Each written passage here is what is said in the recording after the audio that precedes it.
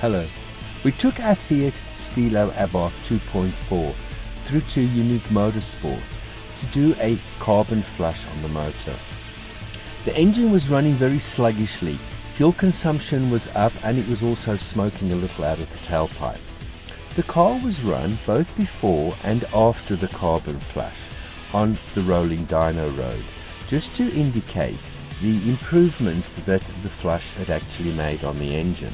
The improvements were 6 kilowatts on the wheels, from 101 through to 107 kilowatts.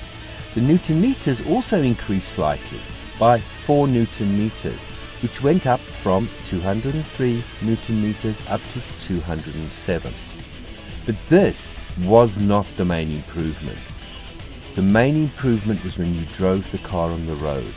The throttle response is just so much better.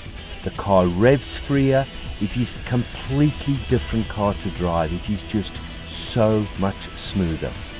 In closing, the improvements to the Stilo are really quite incredible. I am very, very, very impressed. We'll definitely be doing a carbon flush on the car every year, just to keep the engine in top running condition. And my name is Jeffrey.